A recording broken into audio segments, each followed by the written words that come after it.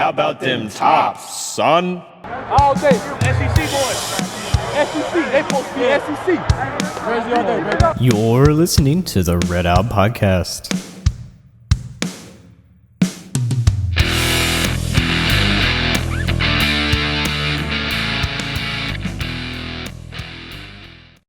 Hello and welcome into another Red Out Podcast. My name is Devin, and we're glad you could join us tonight. Sorry, I was running upstairs. I hope you enjoy the podcast. If you do, hello, Jared. How are you, buddy? Hey, how's it going? Going good. I'm just doing my plug. Like, share, and subscribe. We appreciate your support. How are you doing, buddy? Doing pretty good. Just running upstairs. Gosh, I feel like that'll get you. I feel like Poe from Kung Fu Panda. Anyway, so we got some Western stuff to talk about here in a little bit. A lot of basketball to talk about. A lot of football news, really. Even though I guess technically still football season or not, but anyway. And I guess we'll go on to winners and losers. Let's see if I can get Alex on. Well, there he is. Hey, Alex, how are you? Hey, doing good. How about you, Devin? Doing good. Just doing winners and losers real quick. We'll start with Jared. Well, okay. So I don't know how you would technically classify this, but Okay. I don't know. Well, I want to say winners for the Baltimore Ravens as much as it pains me because they had this crazy, ridiculous game against the Browns that they honestly had no shot of winning, but yet they still somehow came back and won. But see, the big story with this game was the fact that Lamar Jackson left the game because he was cramping, and I say that with air quotations. But he runs back to the locker room, is back there for a little bit, and then like when it's fourth down or whatever, and the Ravens have to get this, he comes back into the game and then throws a touchdown on a fourth down conversion. So a lot of people are speculating that he pulled a Paul Pierce and he just had to go take a dump and come back. I think you're right. Which he said he has denied it. Lamar Jackson said that he was cramping, but I'm not buying it personally. We all saw how he was running. We know what that run looks like. I think it was exactly right. Yes, he had to drop a deuce. That's all that was. Yeah, he took the Browns to the Super Bowl. Exactly. And that's my thing too.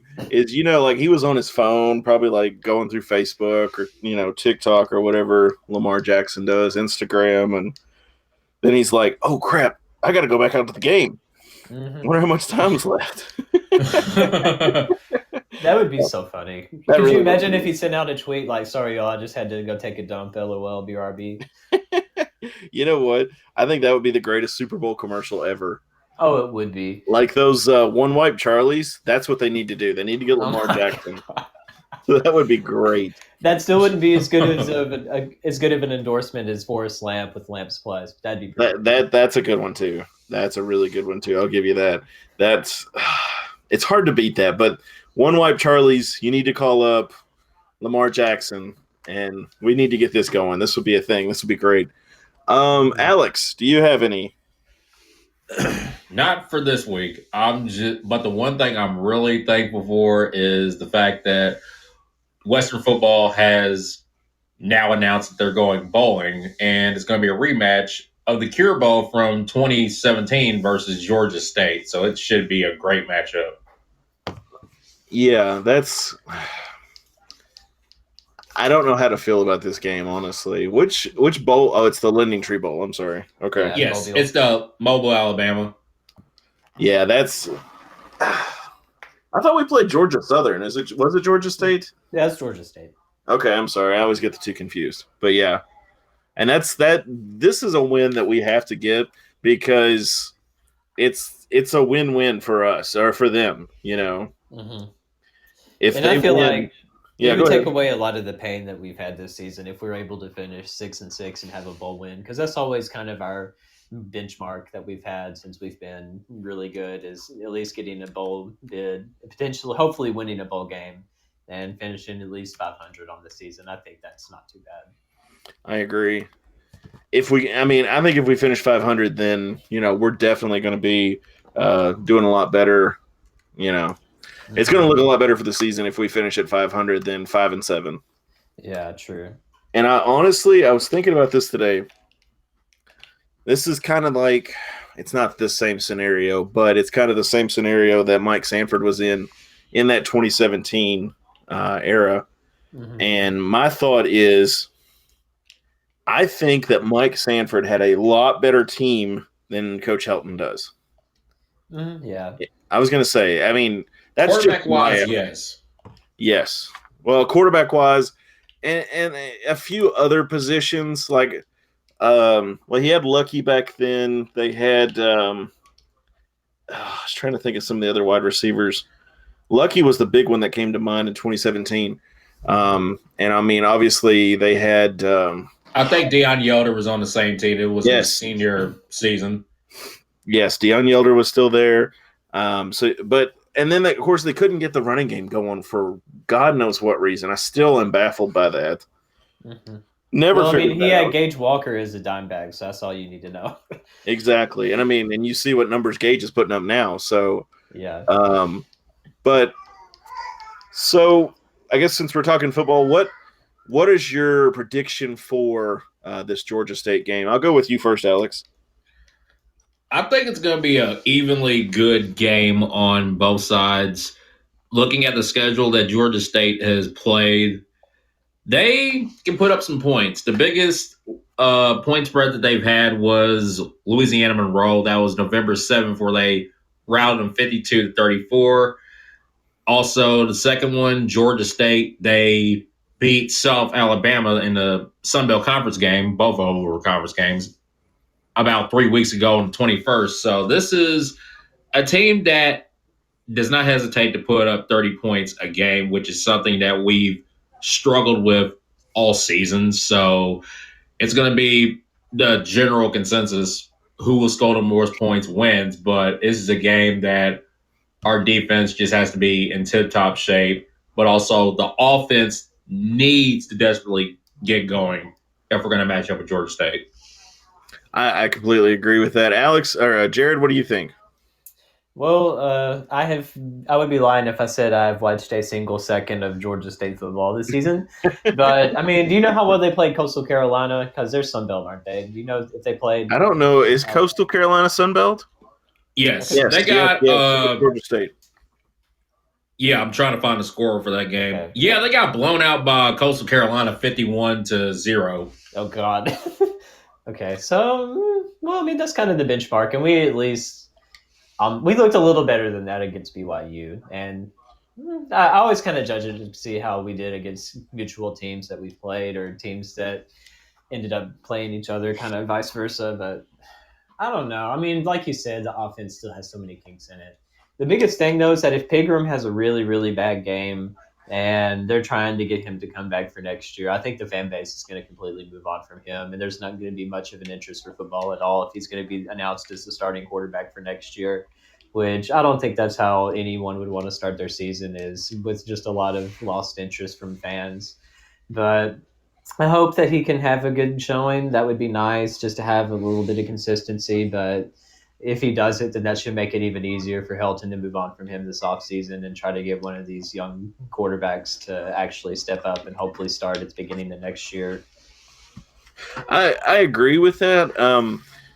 And I want to add a little bit to that in my thought that if Piggy himself has a bad game, not just that Western has a bad game, but if himself, if there's, 3 or 4 interceptions, lost fumbles, yada, yada, yada, yada, I think it's really going to turn the fan base sour against him. Yeah, because it already is sour anyways to begin with. Yeah, but it's kind of like eggnog, it doesn't taste quite right, but, some people still like the flavor. Depends on how much bourbon you put in it. That's right. Yeah. But still, it's like, even if he has like a decent performance to where he would be like 60% completion, a ratio for 2 touchdowns, 2 interceptions, it would bring some hope in his favor, but still, it's like he has to have the best game of this season if he's going to be considered actually being the starting quarterback going into next year, or else this would just turn really sour. And another thing I think that we need to look at too is that it looks like Georgia State has scored at least 30 points in every game except for 2, and that was against Coastal Carolina, which, by the way, what is their mascot? The Chance – how do you say that? Chanticleer. It's French. Chanticleers. Okay. It's like a bird, I think. It's like a gamecock. Every mascot, except for the Clemson Tiger in South Carolina, all of it is either a gamecock or a chicken or something. They I need don't to know why change it to that a is. Boykin Spaniel because Boykin Spaniel is the official state dog, so that's more of a better mascot than a gamecock or a Chanticleer. The So- only thing with them, though, is that I like is that they're the only other Division I team that I know of that has teal or aqua as one of their colors. And as a Dolphins fan, I respect that a lot. So when I look at the little icon, I guess, on ESPN's, not the one on the side, but the one in the middle, if you're just looking at like a game recap, it looks like a horse with like a cowlick up top. But if you look on the side, you're like, oh, it's a rooster who has testicles under his chin. But anyway, Basically, if Peter Griffin and the chicken from Family Guy were to coexist and stop fighting, that would be. that's yes, they did a fusion technique and now they're one. So they lost to App State by 17-13, and they lost to Coastal Carolina dreadfully 51-0. Which, by the way, if I'm Helton, I'm watching that game tape because I want to know what they did. Well, I mean, Before they Coastal got has that been, first of all, I don't know if you saw the college football playoff Go ahead, rankings sorry. this past week. They were absolutely pure garbage. The fact that they still have Florida and Iowa State as high as they are is completely, just shows that they don't even care about this season, the people that are ranking these teams. Cincinnati as well as Coastal Carolina beat an undefeated BYU team that has looked really good, and of course, like their quarterback was in Heisman contention and everything. I think Coastal Carolina is the best mid-major team in football this year. I feel like they could beat Cincinnati if they played. That's just my opinion. I think they're that good. I mean, they're ranked 20th, so I mean, It needs to be a lot higher than that because they've looked really good. The I was Mullets they're working. I was going to say I haven't seen a second of their game, so I can't speak for it. I did But see a then- little bit of when they played BYU. It was called the Mullets versus Mormons. Yes. They said Mullets versus Mormons. That is great. But they're averaging 400, or Georgia State's averaging 417 yards a God. game. Yeah. Oh God. We've got 290. But on the inverse side, they're allowing 424. We're only allowing 336. So that could be inflated. I agree. I guess the biggest question is when was the last time the Georgia State had a game? Because we look really good against teams that haven't had a game this year or won in over a month. It looks like the last game they played was, sorry, whatever reason my Steam thing popped up, was Saturday, November 28th. So Okay, they've had Like off 2 for- weeks. Yeah, they've had about 3 weeks. 2-3 weeks off. Yeah, which isn't bad. Yeah. They're not as good as our apparently AD's office at scheduling games, but you know it's whatever. Sure. But yeah, I mean, when you look at the numbers, some of it is concerning. And actually, ESPN has Georgia State. Sorry, I keep wanting to say Southern. Georgia State with an edge at 57% and Western at 42%. That's what happens when you have a quarterback that's went over 2,000 yards passing, like Cornelius Brown the fourth. That's their big player, big guy that we need to watch out for. Even though the rushing game can be skewed either way, they can spread the ball around. Yeah. Hey, he's got 2,000 yards for passing so far. So is Courtney Brown the fourth? Is he cool enough you can call him CB4? Like RG3?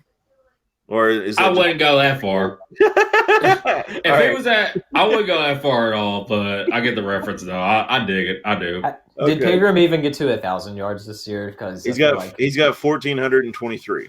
Wow, it sure doesn't feel like it as much as he's Um, It really doesn't.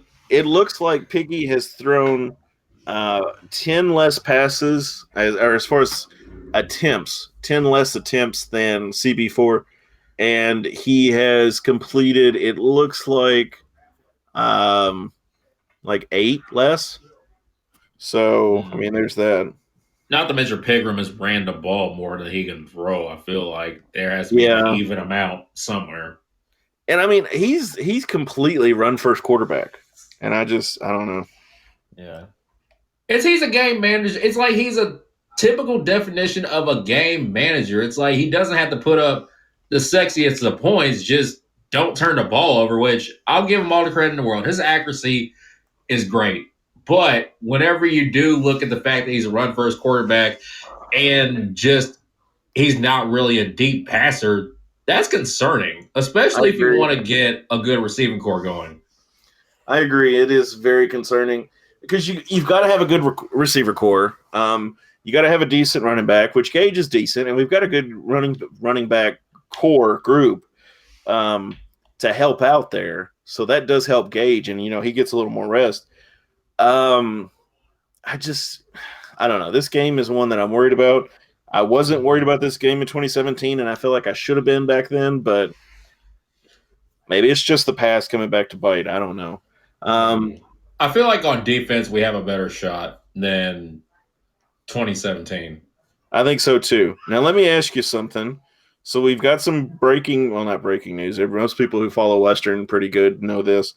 We got a new offensive coordinator. Jared, I'll let you talk a little bit about him real quick if you don't mind. Yeah, so he was still the offensive coordinator at Houston Baptist, right? He wasn't just like the coach, was he? Well, I was going to say I didn't know if he. I think he was. I think he was Okay. the same position over at Houston Baptist. Yeah. When does his contract start? I don't he know. already left Houston or no? Well, I mean, he's already said that he's the new, whatever position he's technically at Western. Cause I mean, I guess it's kind of like a co-offensive thing. Cause I mean, we still have Brian Ellis. Applin left. He went back to his alma mater. He went back to Arkansas State. So getting Kitley, though, I think this is going to be a big addition. Because if you look at what Houston Baptist has been doing offensively, they have been putting up like Jeff Brom type of numbers, which is obviously what we want again. And another thing too is that the quarterback that he had at Houston Baptist that was looking so good, he announced that he was going in the transport portal. So that changes everything, and that was right at the same time that Kitley left. So I would love to see us pick him up. And I was going to say, wouldn't that be the best thing ever if he just followed him here? Yeah, no, it would. It would give Also, some much needed exposure to both of them. Yeah, even Patrick Mahomes was talking about it because he was at Texas Tech. Kitley was, and Patrick Mahomes was under him. So that's all you need to know. That's who I was trying to think of what his name was. I was picturing Patrick Mahomes' face, and I'm sitting here and I'm like, what is that guy's name? Kermit the Frog. Yes. Yeah, exactly. Sorry, Kansas City Chiefs, Kermit the Frog. Yeah. Here's my thing. And Alex, I don't know if you agree with this or not, but does it seem kind of backwards that Piggy is a run first quarterback and we have an air raid offensive coordinator coming in? Yeah, that doesn't really make a lot of sense. I mean, if we had an offense where Malik Willis had a good core, then that would make total sense. But I feel like the whole run first thing is going to stop as soon as Kitley walks into the house, just because we missed the whole Mike White, Brandon Doughty style of play. And just what we got going on right now is definitely not it. I agree. I like a pocket passing quarterback. I mean, I like the option to be able for them to move and run and do, and that's fine. But, they got to be faster than Steven Duncan, but not, complete run first, kind of like Piggy, if that makes sense. Mm-hmm. And I mean, I'm not saying Piggy's strictly run first, but I'm saying that he's more effective that way. Yes, I feel like if something's not working, he's more likely to run. But that's just my opinion. I'm no professional ESPN analyst by any means. And if you look at the game tape, it would probably say the same thing. So I mean, that's not off base. So, Alex, do you want to talk about our JUCO transfer? Sure. I'm about to look it up right now. I'm on the. He's from Independence. Is that the same one from that was on Last Chance U? I believe so. Like It's they're from Independence, Kansas. Independence Community College. Which, by the way, I don't know. I haven't seen the latest season if they have one. First off, but the thing that cracks me up is that Coach Brown wrote a letter to someone and posing as a lawyer's office and wrote a cease and assist letter. Did you all know about this? No. No. Okay.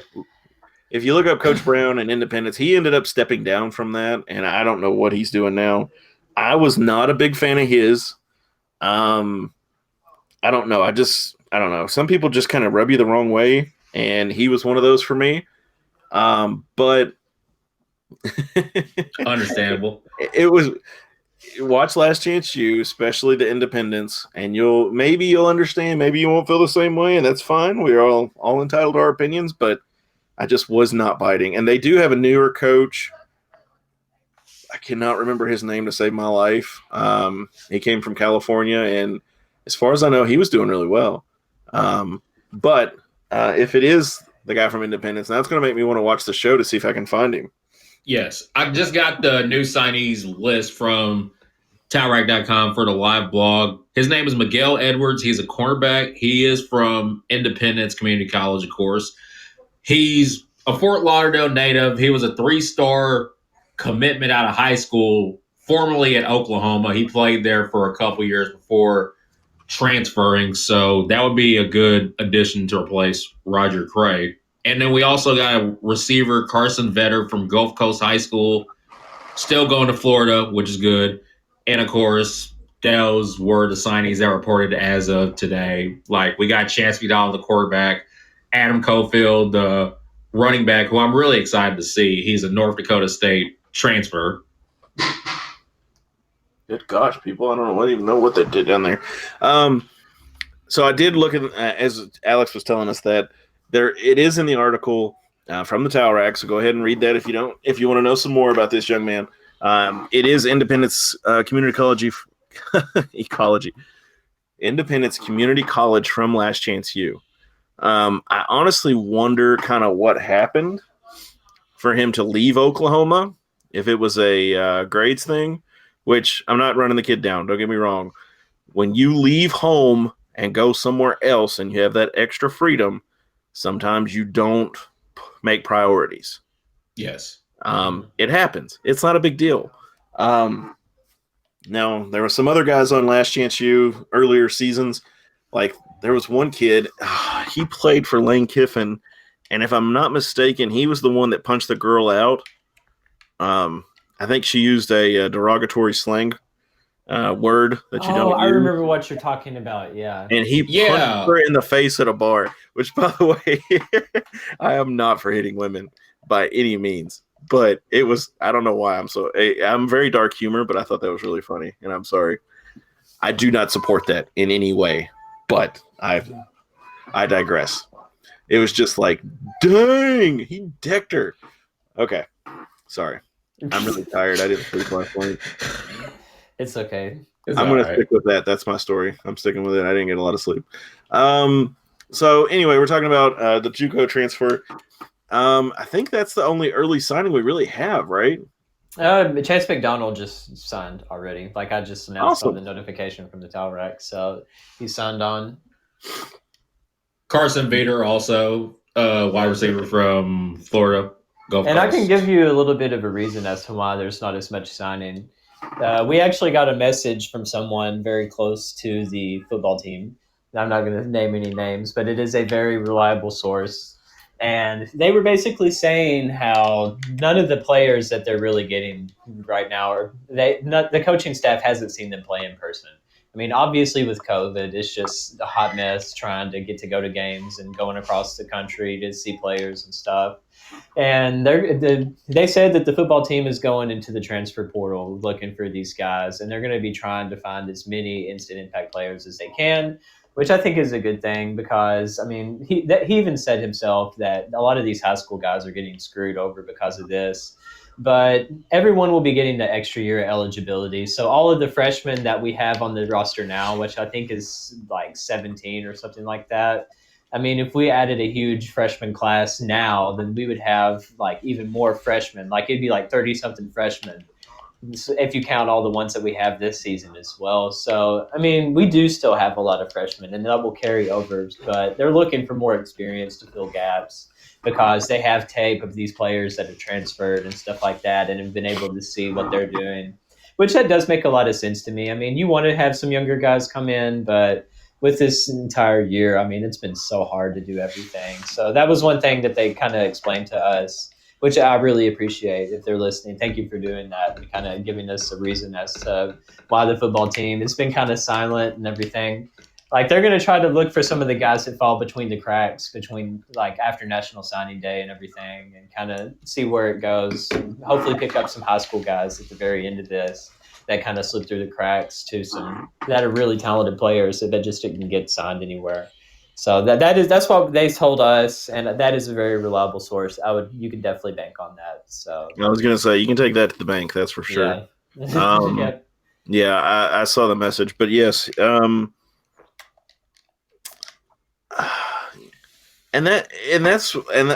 looking at that message from that individual, it really puts it into perspective how much of it is a business. Oh yeah, 100%. Oh yeah, and it's just like wow. It's a numbers thing. And I mean, you just like, I don't know if you all have watched Moneyball. It's an older movie. Well, not old, but it's older, I guess. I don't know. But anyway, they use it in baseball, but I mean, I'm sure the same thing could be done in football. And I mean, it just goes to show, how things work and, the statistics and the analytics behind sports. And it's just, it's baffling, but it's interesting to me. So Miguel Edwards is going to probably be replacing Roger Cray, who we're going to be losing for the transfer portal as well. I don't know how to feel about the transfers, but I guess we'll see. We don't have much of a choice at this point. I mean, it's no, not like and I just wish that the guys. I mean, I know they're not going to be hurt with eligibility anyway, but I just wish that they were allowed to use they could go straight from one to the other, if that makes sense. You know what I'm saying? Mm-hmm. Yes. But, that's neither here nor there, and I'm not in Indy to be able to make those decisions. So I'm going to sit here like Kermit the Frog and drink my tea and be fine. Just message your cousin Todd. Yes. Well, she can't do me either, so yeah. So let's talk basketball. We got Gardner Webb, Western played. Is that the only game they've played at Gardner Webb? This week, yeah. I was gonna say Rhode Island was on Sunday. Well, I'm not talking about Western. I'm talking about Gardner Webb. I guess so. Yeah, they played Western, Pitt, and who is that? ETSU. Eastern Tennessee State. Yes. Hold on a second. Jared, Alex, you mind talking about that game real quick? Yeah, for Gardner Webb. So I knew that was going to be a lot closer game than people were anticipating. It was still a little bit closer than you want it to be, but usually, like, that's the kind of game that we would screw up. That would have been the really bad non-conference loss that we would have had a season ago or 2 seasons ago that we usually end up getting. And thankfully, they were able to grind it out. And as ugly as it was, still be able to pull off a win. I think that said a lot. And of course, like, they shot the roof off of Diddle Arena shooting threes, and that's still going to be an issue that I think will haunt this team. And we may lose some games because of that, which I don't know why it's so hard for Stansberry to adjust out of a 2-3 zone into something else, but he really, really needs to do that because he will die on that hill. I'm pretty sure. Because when you just leave someone wide open to shoot a three, chances are they're going to make it. Because let me give you a story real quick. I'll give you a lot of time, Devin. Here you go. No, you go right ahead. Do your thing. I don't think most people understand how incredibly talented just any college athlete is. Because especially at the level that Western is, like, that is an incredible talent if you were to actually just hang out in an empty gym with them and just watch them shoot. because I was friends with someone that was a walk-on at Campbellsville, and he came and worked at the summer camp I was working at a year ago. And like we played basketball all the time. I mean, he was mostly like a tennis guy, but he was a good enough basketball player in high school that he was able to be on their basketball team. And let me tell you, this dude was like at least an 80% free throw shooter. And he was pulling up from like the middle of nowhere, like super far behind the 3-point line. And he was draining everything. And that's someone that was a walk-on at Campbellsville's. And this dude was like completely unconscious with just shooting wide open. So when you leave someone that's like Division I caliber, Conference USA level 3-point shooting, they're usually going to make that if they're wide open. And especially now that there's not crowd noise as a factor, it's going to be bad if we can't adjust that, because we're going to make everyone look like James Harden and Steph Curry from deep, because we're not closing out, we're not putting hands up, we're not doing anything on defense that we need to. If you expect a college level athlete to just continuously miss 3-point shots and you rely on them missing more than you actually playing defense, it's not going to work. So there's my soapbox for that. I'm sure you taught your buddy everything he knows about free throw shooting, though. Oh, 100%. Looking at the game flow, it looks like, I mean, it was a back and forth battle, just like you're saying. Western shot 53 point, or no, I'm sorry. Gardner Webb shot 53.4%. Western shot 43. I don't know why I'm so tongue-tied tonight, but 3-point percentage. Gardner Webb shot 63.2. Western shot 44.4. 63%. Yes. 63%. So here's the killer for me. This is what killed Gardner Webb, and this is the only thing that saved us. They had 14 turnovers. We had 4. Mm-hmm. Yeah.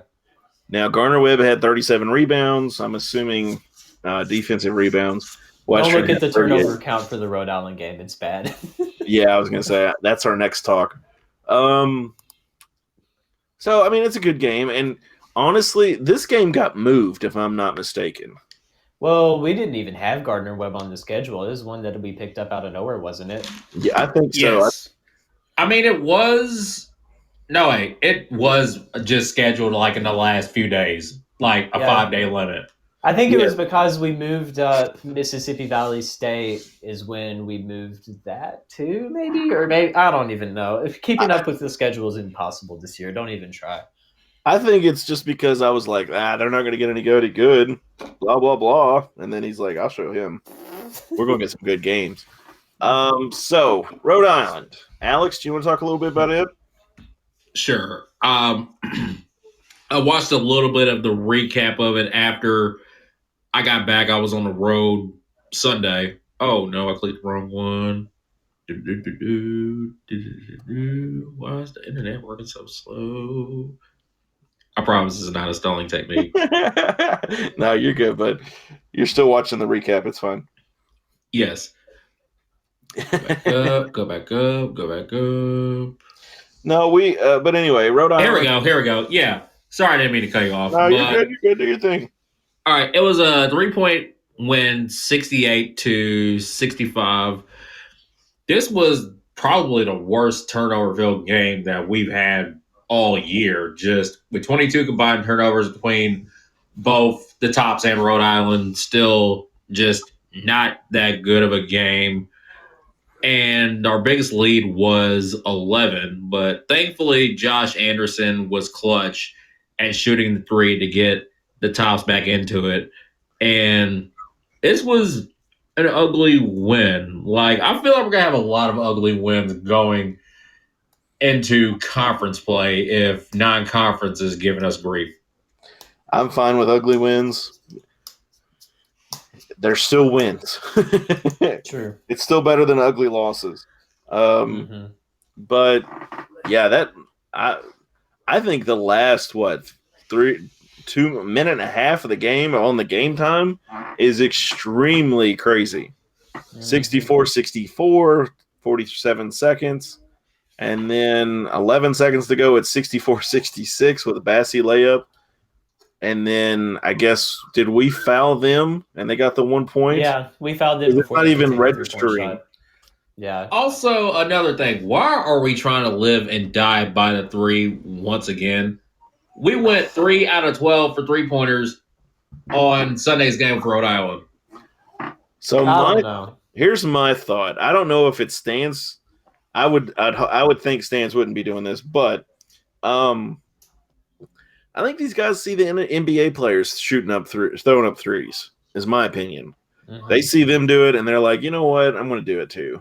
I'm trying to get my NBA cred up. Let's do this. I'm going to throw it up. We already have an amazing inside interior game, so it's like it's our bread and butter. Bazzi is basically going to be probably the best big man in the country at between this him and rate. Carson. Him and Carson Yes. Williams, I think between the tandem, I think they're both really good. But go ahead, sorry. You're good. But yeah, Bazzi's going to be the huge big man in the country. Just he's been lights out with the doubles average. But it's frustrating because we have such a good interior game. As long as we don't turn the ball over, we can actually shoot from anywhere on the court. But I don't want every other possession to be a 3-pointer. It's like play smart ball. Don't try to go like 80 to 64 just because realistically that's not going to happen unless we take advantage of a poor shooting night from the other team. I had a cousin who played for what was it? North Carolina, Greensboro, something back in the day. This was when I was a kid, so Jared probably wasn't even born yet. And he said that his coach required them to pass at least 4 times per possession. That's Hoosiers, bro. That is ridiculous, bro. That's exactly the movie Hoosiers. Like when he came in and he's like, "All right, we have to pass at least 4 times, and then we can shoot the ball." And he actually benched one of his players because they didn't pass the ball. I think that's ridiculous. Movie. I agree. I don't think I've ever watched Hoosiers. You need to. It's like a classic American sports film. There are some sports films I really enjoy, and there are some sports films that I would rather not watch, period. It's one you need to watch. I'll have to check it out. My wife will have to do something else that day because she's not a sports fan person, or a sports movie person, I should say. But Western winning 65-68. It's still another win. It was a good quality win. I was going to say, Jared, do you think that's a good quality win to help our net? Yeah, I mean, they've struggled with injuries, Rhode Island has. I mean, Fats Russell is still one of the best players in the whole country as far as I'm concerned, especially in the mid-major realm. Like, the A-10 is one of the best mid-major conferences in basketball. That's where Dayton is. That's where VCU is. That's Hawaii. No. If only. If it was up to me, Hawaii would be in the A-10. But, yeah, I mean, there's a lot of great quality basketball programs that are in the Atlantic 10. So that was no surprise. And, of course, Rhode Island played some really, really good teams. I know they played Arizona State really close earlier this year, as well as some other big programs. And, I mean, they were a tough out. But I'm glad we were able to pull that one off. That one's going to look really good, hopefully, by the time they're healthy again. And once they're in their conference, I mean, I think they have potential as well. I mean, Richmond, they're the best team in the A-10 right now this year. They're already nationally ranked and everything. So, I mean, that's a loaded conference. They can have like 3 teams go in the NCAA tournament any given year. What's funny is actually in conference, I'm not trying to contradict you or anything, but UMass is actually at the top of the conference, even though Richmond is, like you said, ranked. That doesn't make a lick of sense, but okay. UMass has played 1 game in conference and won. Oh, that's fine. So it puts all these other teams behind them. I mean, I think they played LaSalle, so that's it. But I mean, it's fine. But yeah. So we're looking at stats here in the UMass game. We were dead even with them at 42% shooting from field goal. 3-point, they were shooting 33, so they were hitting every third shot. We were shooting 25%, so 1 of 4. They're shooting 1 of 3. We're shooting 1 of 4. See, here's my thing. Unless your name is Luke Frampton, you don't need to be taking more than 2 threes a game, period. Which he was 5 of 5 against Gardner Webb, which if it wasn't for him, then we would have lost 100%. Yeah, but he was kind of off Rhode Island, and I think it was Anderson, like Alex said, that made it. But I seriously, this is the most concerned I've ever been for our 3-point streak because it lies solely in Luke Frampton's hands. Because if he didn't make those 5 threes against Gardner Webb, no one else made a 3. So it would have been dead if it wasn't for him. So that terrifies me. And if it were to come to an end, it would probably be this season. But I just need us to make at least one every game, try to survive this crazy, weird year, and then move on. And hopefully have better 3-point shooters come next season because, I mean, it's getting old.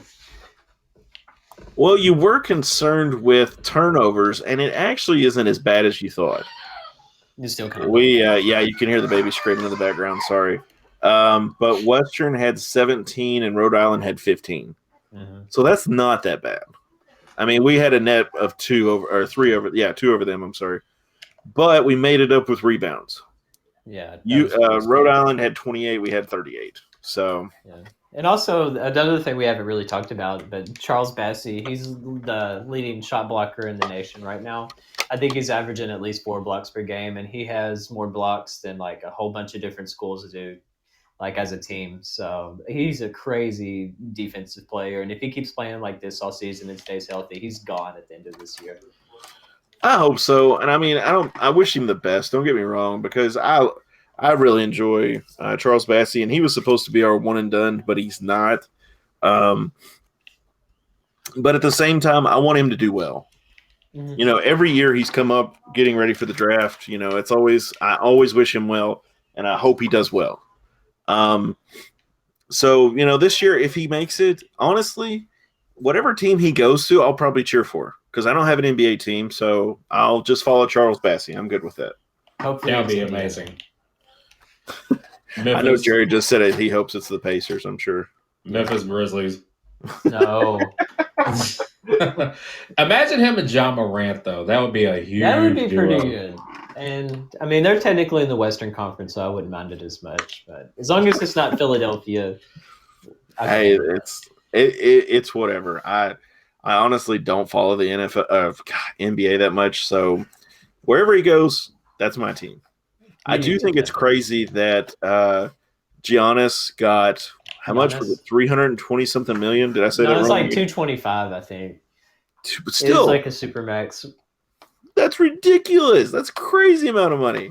I know he is ridiculous. I think that Batsy has a lot of the same athleticism as him. That's a big hot take. But if you look at the build that they have, I mean, Giannis, he's 6'11", kind of lanky, long arms. Batsy, same build. I feel like if he's able to work on his shot a little bit, he could maybe become like a smaller version of Giannis. But I mean, he's a better shot blocker than Giannis. He's more of a center, and Giannis is more of like a pure, like kind of a wing guy. But he's going to be staying in Milwaukee at least for a while. So would you consider him more like a smaller Anthony Davis then with the shot blocks, or what are we thinking? It's hard to say. Bassey is kind of an interesting specimen for the NBA because, I mean, he's like right at 6'10", 6'11", and he doesn't weigh as much as a lot of centers do. But, I mean, if you look at his athleticism, he's able to get a block on one end and get a dunk on the other and run pretty fast. So, I think he could play the 5 at the NBA level, but, I mean, I think that they would want to try to have someone like him maybe go along with another big guy, maybe play the 4 a little bit. And, I mean, Bassey has made a few threes, and if he's able to work on his shot, that could completely change his game and help him become a better player at the next level. I think he has made huge strides from season to season. Yeah. Alex, what do you think of Bassey's stock? I feel like his draft stock would definitely be like maybe anywhere from like a 5 to a 15 pick. Like I wouldn't say like he would be the number 1 pick. It would be nice if he was. That would be amazing. But analysts will look like not only at stats and just athleticism, but I feel like how well that he would gel with like a team like the Clippers or the Rockets even, or a smaller like team like the Pistons or the Hornets, or even the Wizards. The Wizards will be a nice pickup if Bassey got drafted there. I feel like he's more like, I would compare him to like Bam Adebayo, except with more grit. He runs hard after the basket, runs hard with defense, and just the 3-point shooting. Mm-hmm. I Yeah, was the big gonna thing say- he needs to do though is he still needs to bulk up a little bit. Like at least 20 pounds more. Yeah. And he can still do that in the NBA. Oh yeah, like the weight You know- training that they have is Oh, yeah. like top of the top notch. Do we have to worry about him going to the farm first, or do you think he's going to a team? Well, I mean, it's weird. Like I've seen some places say that he's a first round draft pick now, and now that he's starting to emerge as a leading shot blocker and have all these rebounds, he's averaging a double double. I assume.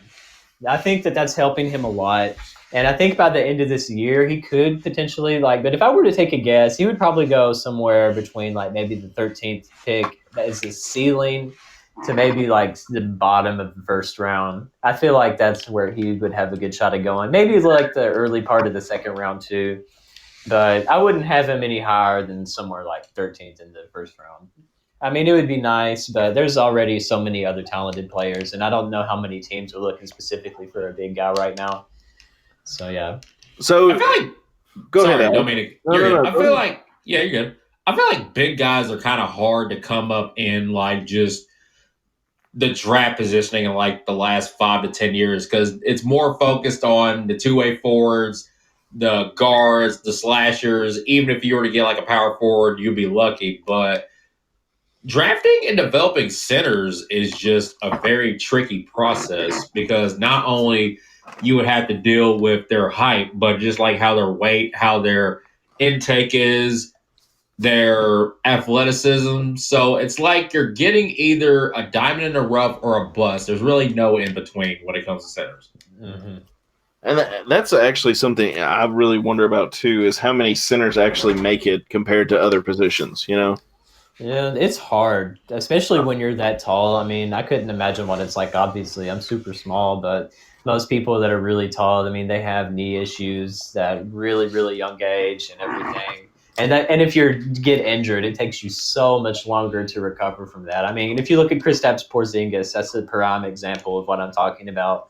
Like he's one of the best players in the league when he's healthy, but I feel like he's missed as much time with injury as he's been in the league actually playing.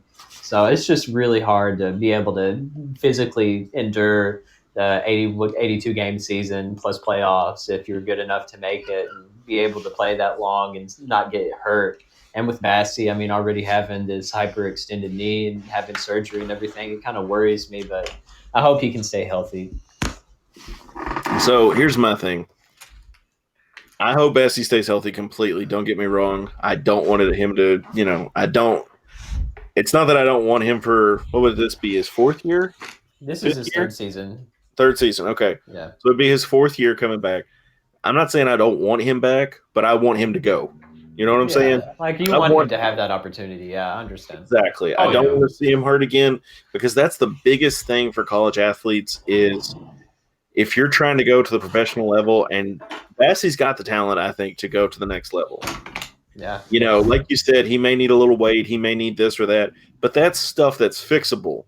Unlike me trying to go to the league who has God knows how much work that have to be done to me. But if he gets hurt again, I'm really worried about his draft stock. Yeah. I don't want him, as one of our fellow bloggers had to put out there, that he sold chickens. I don't want him to have to go back to selling chickens. I want him to do well. Yeah, Which, by go the way, get a good most- contract. Most ridiculous story I've ever heard in my entire life. But anyway, I know you got to do what you got to do, and if it's true, that's fine. But at the same time, it's like, why are you even telling that, dude? I did Right. see a picture of Charles that he shared on Instagram the other day of him when he was in Nigeria, and man, it's crazy seeing how he's transformed. I mean, he was nothing but skin and bones in that picture, and to see where he is now, I mean, he's already come such a long way. So definitely proud of him. So, did you ever see that video of like the 10 or 12-year-old kid that's like over 6 foot tall?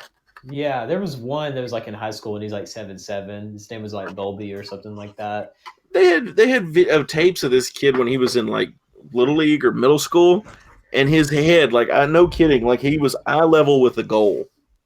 God, And he's got these like freakishly I mean, he looks like like some of these puppeteers that have to Or do, like Slender Man. yeah, like Slender Man, really, yeah. And it's just like you're watching and you're like, what in the world is this? And it's like, there's no way he's the right age. And they're like, yeah, they showed this birth certificate. That's him. And I'm like, good. Well, I mean, it's just like a pituitary gland issue, like gigantism. Like that's an actual thing. I mean, Andre the Giant had it. I think Greg Khali, he had it and everything. That's how they get to be so big. And I mean, it makes you grow so fast that your body just can't really stop, which is kind of scary. I agree. And I mean, can you imagine? I mean, pretend you're the parent and your Yeah. kid is, growing by leaps and bounds, and you're just like, they're 8 foot tall. What am I supposed to do with this? But if you have not, watch the documentary on Andre the Giant. I bet that's really good. It is really good, and it's just mind blowing. I mean, you just sit there and you're like, no joke. I want to say the ring he wore, I think it was his wedding band or a ring he wore on his hand. You could fit a $50 through it. Wow. Yeah, that just blows my mind. I was just like, his fingers are that big. The drinking story they say is true. There's a story of him drinking alcohol in the lobby of this hotel, and he drank over 100 beers. And I'm like, good God. And he passed out in the lobby, and he was so large that the staff could not move him by themselves. So what they did was they took a velvet rope and they put around him.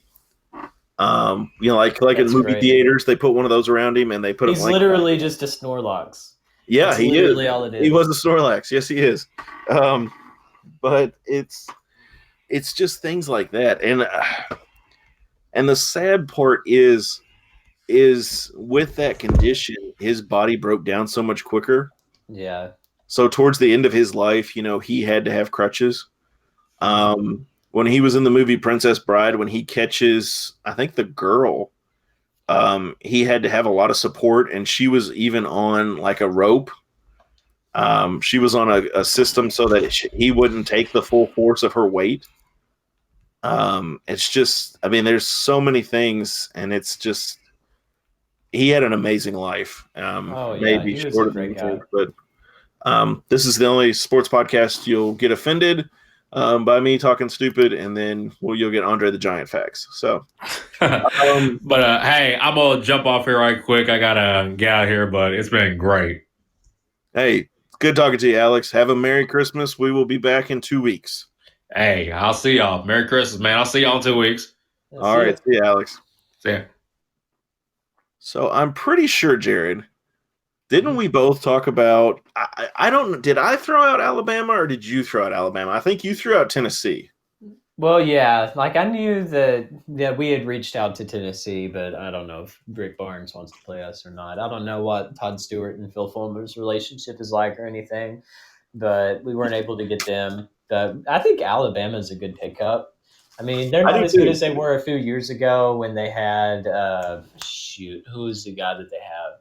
Nick Saban. No, draft. He plays for Cleveland now. God, Yeah, I what can't was tell you, his dude. name? Yeah, I'm drawing a blank. It'll come to me at the most random time, probably like at 3:00 in the morning. There's just I tell you what, But- you just text it to me at 3:00 in the morning. That's fine. I'll just be like, okay.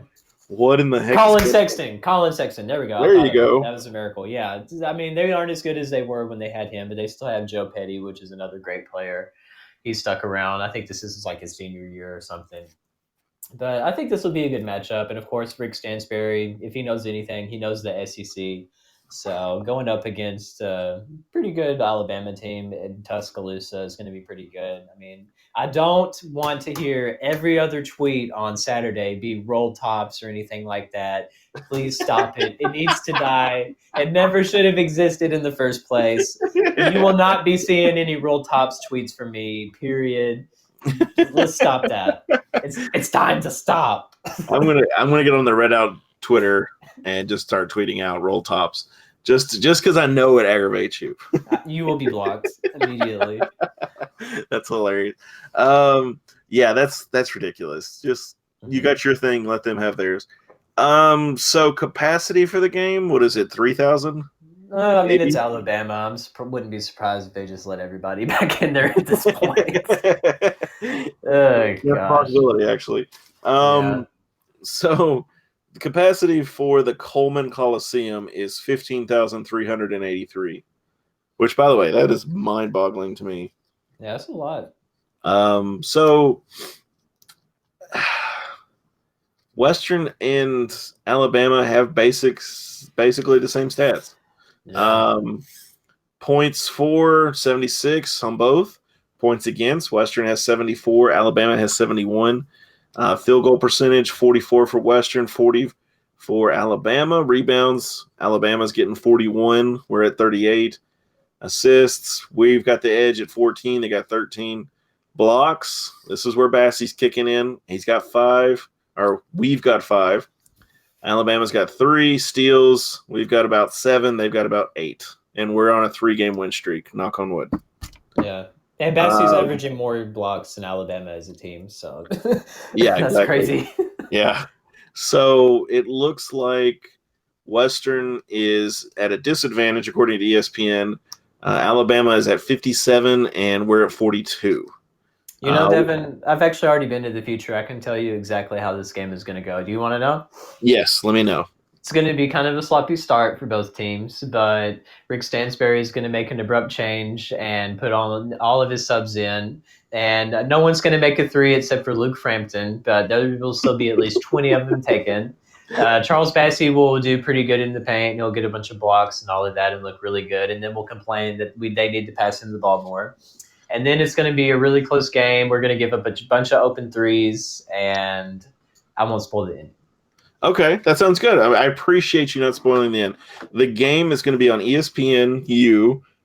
It's going to be Saturday at 2 p.m. Eastern. I'll probably be at work, so I'll have to catch that on the fly. But check it out there. It's looks like Western's 5-2 and Alabama's 4-2. Let's see, who have they played? They lost to Clemson. Let's see. They beat Providence. They beat UNLV. Lost to Stanford, and beat Furman Paladins. That's hilarious. So I mean, it's Alabama basketball, so it's as good as it's going to get. Yeah, I mean, they've had. I'm not saying they're bad. I'm not saying they're bad. I think that they have potential to be kind of like number 4, number 5 in the SEC, something like that. I mean, they're probably better than Kentucky is. Yeah, probably. The biggest thing is, I want to get your take on this too before we cut off everything. But where do you stand on the point guard situation, and how soon do you think Rick Stansbury would actually make a change if Kenny Cooper just continues to not really do a whole lot? I don't know. My history with Stans as far as his decisions, I think they're always slow. I think he's got a slow hand on things. So I would probably look for a change. Let me see. Let me look at the schedule for Western real quick. I would look for a change probably at Louisiana Tech. It's going to be after the first of the year. I think he's going to slow play it, honestly. What do you think? Maybe I think conference play at best. Yeah, I don't see Rawls or McKnight starting over Cooper against Alabama, just to the fact that Cooper is still a senior. It's an SEC team on the road, even though it's not going to be a bunch of people there. But I feel like it'll be conference play before if he makes the change, which I hope he does. But I mean, we did a poll on the Towel Rack, and I asked who you what everyone's thoughts were, who the starting point guard should be, and Rawls was first. McKnight was second, and Cooper was third. So that's all you need to know. That's pretty good, actually. And there was over 200 votes came out the way you thought. What? There was over 200 votes on that too. Nice. ESPNU, December 19th, 2 p.m. Eastern. Check out the game. I think it'll be a close game. I think Alabama's going to pull ahead. It'll probably be like 78-72, I'm going to say. Yeah. I'm going to say within 6. I'll say within 6. What's your prediction? Depends on how good of a three-point shooting team they are. That's true. Let me see if I can find their stats. Let's see how they are on the threes real quick. Hopefully bad. I hope they Um, shoot 10%. Yeah, I'm hoping. 3 points. You know, I love it when they don't do the math and they just have them listed. What is it? Maybe I can figure it out. 29.6%. That's not very So good. we are shooting. Oh, sorry, that's Alabama, dummy. It's a great night.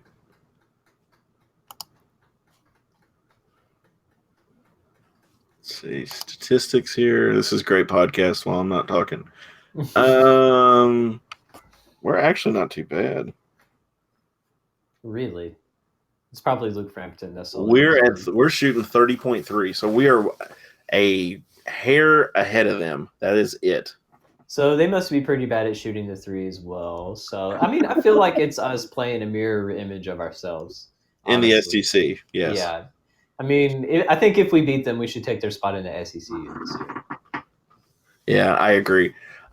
So let's go ahead and talk about our last topic for the night: holiday books or movies. I'm going to talk about a book. I've got 2 books, and I'll let you talk about a movie. 2 books that I like because we've been reading to Abby every night about this time. One book I love is the Pig the Pug series. If you have not read it, go to Barnes & Noble. Don't buy it, just read it. They're like 2-minute reads. It's hilarious. It's like a Dr. Seuss thing. They all rhyme, and it cracks me up every time. The Christmas one is called Pig the Elf, and the footnotes is that the Pig the Pug, wants all these presents, and Santa doesn't give them to him, and he tries to attack Santa, and it's hilarious. So I love that. And of course, the classic for me is How the Grinch Stole Christmas. The movie's good, but I don't read. I actually don't know how to read. I just thought I'd let you know. Well, you're a music major. It's okay. Well, Simpson County education, I can't help it. Exactly. Yes. You all just learned to fight, not read. But that book and the Lorax, I think, are books that were really ahead of their time as far as things are concerned. And essentially, like, the Lorax is talking about like the climate, not really climate, but like the ecosystem and how you should take care of the planet and not worry about, making stuff all the time.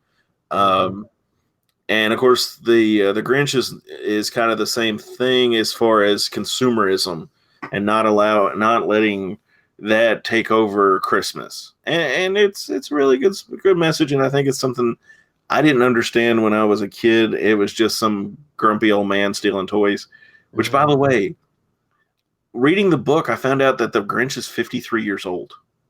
I was like, what? I never knew he was 53 years old. That's weirdly specific, but okay. It tells in the book, in all my 53 years or something. And I'm like, really? But anyway, Jared, which is your favorite Grinch movie?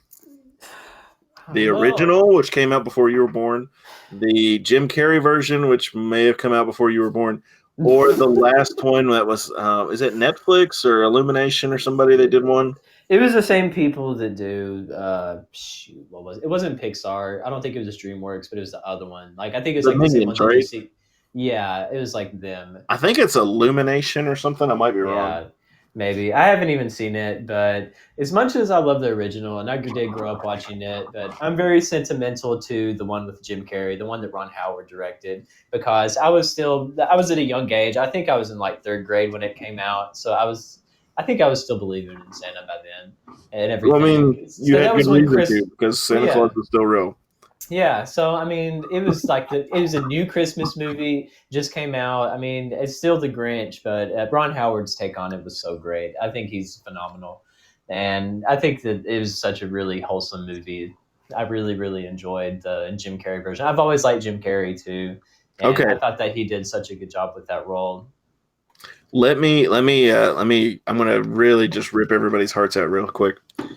So, the Grinch's stuff that he got was because after Christmas, everybody threw all their stuff into that thing that says "Dump it to Crumpet," and he lived on Mount Crumpet. Where did the dog come from? Oh, did someone get rid of the dog? That's what I'm thinking. Somebody had to throw. They got the puppy. They threw it in the dump it to crumpet, and it went up to the Grinch. If that's true, then all those Who's didn't deserve Christmas to begin with. Serves them Amen. right. Bunch Yeah. of chumps. I know, right? I am completely for the Grinch now. I understand why he was so mad. That changes everything. So wow, what I've is- never thought of that. How have I never thought of that, bro? You literally just like enlightened me. Like this is a big I brain am moment like you right on the now. podcast. That's all I needed. Wow. Wow. So let's hear some of your movies real quick. Oh God. One I watched today, which is obviously an incredible one, is Christmas Vacation. It's still one of the funniest Christmas movies that exists. Even Classic, T Dot, like the T Dot, I'll commute to Nashville every day. So I've seen all the signs that T Dot says. It says Cousin Eddie says Twitter's full. Put your phone down, and I thought that was incredible. That's great. That is great. That is good. But as far as funny ones go, that one's good. Obviously, the first two Home Alone movies. If I had to choose which one I liked the best, oh God, I'd probably still go with the original one. I mean, the New York one is good too, but the first Home Alone movie is classic. Now, I will tell you, if you've got Netflix, there is a series they do called The Movies That Made Us. Mm-hmm. They do Home Alone on the original, and then they do Die Hard, for those of you that believe Die Hard is a Christmas movie. And then they do Elf and The Nightmare Before Christmas on the Christmas edition. So for those of you who like to kind of know behind the scenes stuff about movies and stuff, it's really cool. I encourage you to watch the one about Home Alone because it's really good. I understand the whole Die Hard being a Christmas movie thing too, because personally, I think the movie Castaway is a Thanksgiving movie because it is. I mean, think about it. Okay, I get you. That I will have to start watching Castaway on Christmas. Well, I mean, around this time, like it was technically before Christmas when the whole plane crash happened, but I mean. And then he was there for like what 4 years or something. It was crazy. Long time. Honestly, I kind of wish that happened. I was on a deserted island all of 2020 and not have to know everything that was going on. Can you imagine, like, when you got back though? Like, hey, what happened? I'd be like, Well, I was this gone happened. for a year. Yeah, how many years was I gone? I was only gone a year, right? No, there's a lot of stuff. Imagine explaining 2020 to someone like that though. It would take my at daughter least here in several years, trying to tell her all about what happened. the year she was born. Yeah, imagine explaining that. Good luck. That's all I have to say. Yeah, exactly. It's going to be one of those where it's like, you were born in 2020, and they're going to be like, yeah.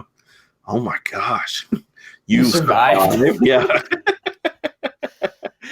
Okay, so Western plays Alabama Crimson Tide on the 19th. I think they got a game on the 22nd as well, but we will talk about that in 2 weeks when we come back.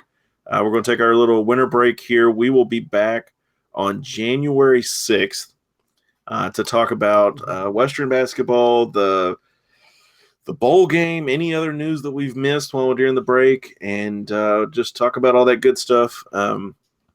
Like, share, and subscribe. As always, guys, we appreciate your support. And follow the Towel Rack. They will post anything that we miss or that we aren't able to cover during winter break. But as always, guys, go Tops. Go Tops. Merry Christmas, Jared. Yeah, you too. I'll see you. See you.